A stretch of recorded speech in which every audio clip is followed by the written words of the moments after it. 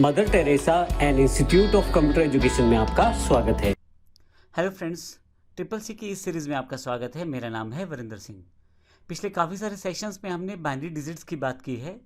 Computer अपनी सारी की सारी इन्फॉर्मेशन, चाहे वह कोई इमेज फाइल हो यानी कि फ़ोटो हो, चाहे आपने कुछ टाइप किया है यानी कि टेक्स्ट हो, चाहे आपकी कोई ऑडियो फाइल हो, वीडियो फाइल हो, कुछ भी हो, वह सभी इन्फॉर्मेशन जो है सारी की सारी इन्फॉर्मेशन को ज़ीरो और एक में कन्वर्ट करता है और फिर उसे सेव करता है। ये जानकारी हमने पिछले सेशंस में भी ली थी। ज़ीरो और एक क्या है? असल में कंप्यूटर को कुछ भी सेव करना है, आप चाहे कुछ भी उसे इनपुट दें, उसे ज़ीरो और एक में कन्वर्ट करना पड़ेगा। ज़ीरो एक अंक का प्रयोग करने से उसके पास एक कम्बिनेशन तैयार हो जाएगा, जिसमें कुछ अंकों में ज़ीरो ज़्यादा रहती है, कुछ में एक ज़्यादा रहता है, यानी कि इन दो अंकों का ही मिश्रण रहता है। ऐसी जो सीरीज़ बनती है उसे बाइनरी डिजिट्स कहते हैं, यानी कि बिट्स कहते हैं।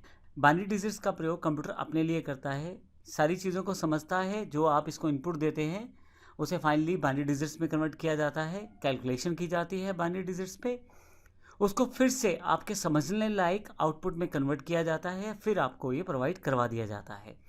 तो फाइनली बाइनरी डिजिट्स में ही कंप्यूटर कार्य करता है।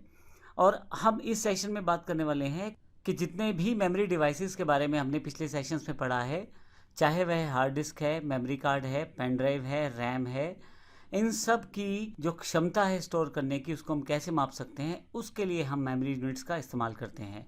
मेमोरी यूनिट्स में बेसिकली इन्हीं बाइनरी डिजिट से मिलकर यूनिट्स बनाई जाती हैं, जिससे हम ये जानकारी प्राप्त कर पाते हैं कि कोई कार्ड या कोई पेन ड्राइव या कोई हार्ड डिस्क कितना डेटा आपका स्टोर कर सकते हैं। इसमें कुछ इंपॉर्टेंट टर्म्स हैं, उसकी जानकारी मैं आपको दे दूं। सबसे पहले निबल।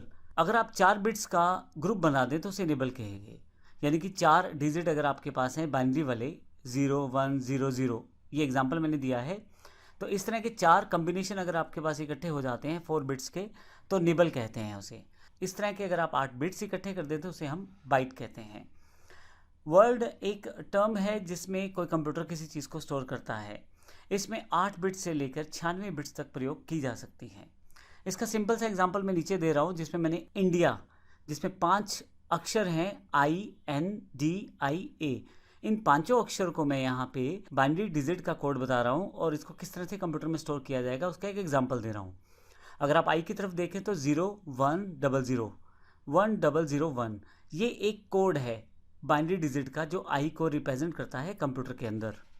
इसी तरह से यदि मैं एन की बात करूं तो 0 1 0 0 1 1 1 1, ये 8 बिट्स का कोड है जो एन को डिफाइन करता है कंप्यूटर के भीतर, यानी कि ये एक बाइट है।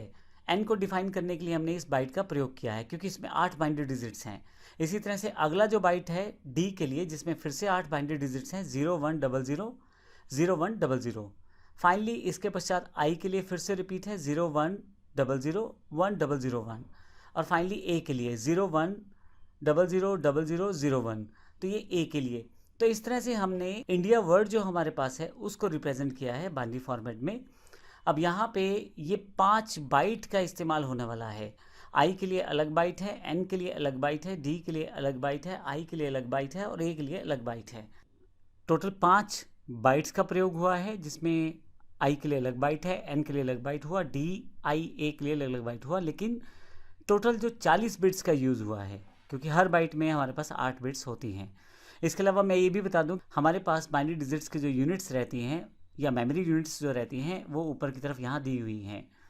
अगर हम बात करें तो सिंपल यूनिट जो है वो हमारे पास, जैसे मैंने अभी बताया, 4 बिट्स जो रहते हैं वो निबल कहते हैं उसे, 8 बिट्स को बाइट कहते हैं, लेकिन उसके पश्चात अगर 1024 बाइट इकट्ठे हो जाएँ तो उसे 1 किलो बाइट कहते हैं।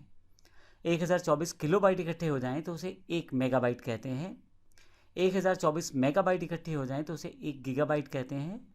1024 गीगाबाइट इकट्ठे हो जाएँ तो उसे 1 टेराबाइट कहते हैं, और 1024 टेराबाइट इकट्ठे हो जाएँ तो 1 पेटाबाइट बनता है।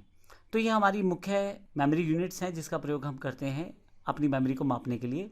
अब मेमोरी स्टोरेज कोई भी प्रयोग कर लें, जैसे एग्जाम्पल के लिए प्राइमरी मेमोरी ले लूँ या मैं सेकेंडरी मेमोरी ले लूँ।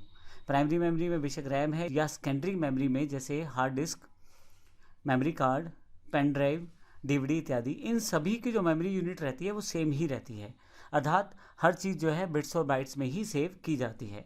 तो इस तरह से हम मेमोरी यूनिट्स का प्रयोग करके एक मेमोरी डिवाइस की क्षमता को भी जान सकते हैं। धन्यवाद।